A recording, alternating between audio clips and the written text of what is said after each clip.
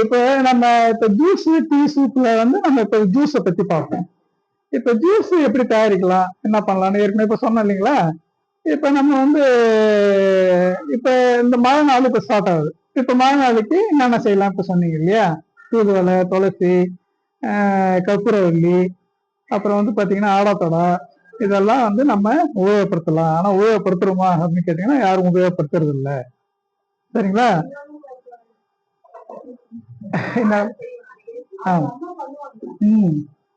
இப்ப நம்ம பாரம்பரியத்தை நம்ம மறந்ததுதான் நம்மளுடைய பெரிய தவறு. என்னன்னு கேட்டீங்கன்னா, அந்த காலத்துல மருத்துவமனை இருந்ததா அப்படின்னு கேட்டீங்கன்னா உங்களுக்கு எல்லாம் தெரிஞ்சிருக்கும் எல்லாருக்குமே.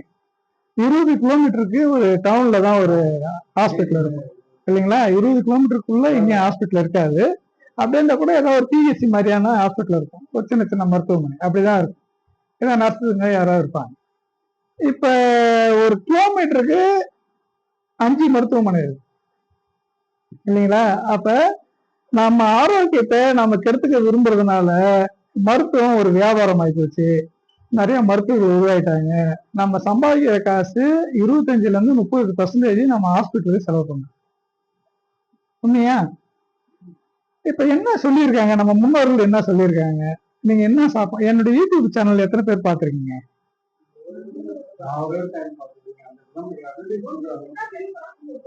முதல்ல யாரெல்லாம் செல்லு வச்சிருக்கீங்களோ எடுங்க. யாரெல்லாம் செல்லு இருக்கு? என்ன காரணம் கேட்டீங்கன்னா, நாம ஒரு பிசினஸ் பண்றதுக்கு முன்னாடி நமக்கு வந்து சில விஷயங்கள் தெரிஞ்சிருக்கணும். நீங்க ஒரு மினி டாக்டர் மாதிரி உங்களுக்கு விஷயம். இப்ப நம்ம ஒரு ஷாப் ஆரம்பிக்க போறீங்க. இப்ப எனக்கு வந்து உடம்பு சரியில்லை சார், எனக்கு தலை வலிச்சுட்டே இருக்கு சார், இல்ல எனக்கு ஜுரமா இருக்குன்றாங்க. ஜுரத்துக்கு என்ன பண்ணணும்னு உங்களுக்கு தெரிஞ்சாதானே நீங்க அடுத்து கொடுக்கலாம். ஒரு சளியை பிடிச்சிட்டு இருக்கு, சளியே 2 விதமா இருக்கு, வாதம், பித்தம், கபம்.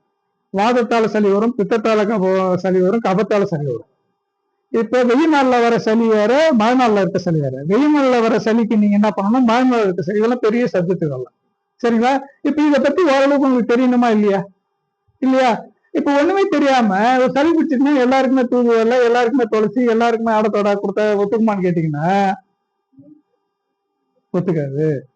இறைவன் படைப்புல ஒவ்வொரு உடம்பும் தனித்தனி தனி, அமைப்பு தனி. இந்த 3க்குள்ள அடங்கும். வாதம், பித்தம் 3க்குள்ள அடங்கும். அதுல என்ன நீங்க பண்ணணும் அப்படின்னு பாத்தீங்கன்னா, என்னுடைய ஒரு 35-37 வீடியோ போட்டிருக்கேன். ஒவ்வொன்றுக்கும் தனித்தனி சப்ஜெக்டுக்கு சின்ன சின்ன வீடியோ ஷார்ட்டும் போட்டிருக்கேன், வீடியோ போட்டிருக்கேன். பரிமளா ட்ரெடிஷனல் ஃபுட் எடுங்க. பரிமளா ட்ரெடிஷனல் ஃபுட், பாரம்பரிய உணவு, அது இங்கிலீஷ்ல இருக்கும். ட்ரெடிஷனல் ஃபுட் எடுத்தீங்களா?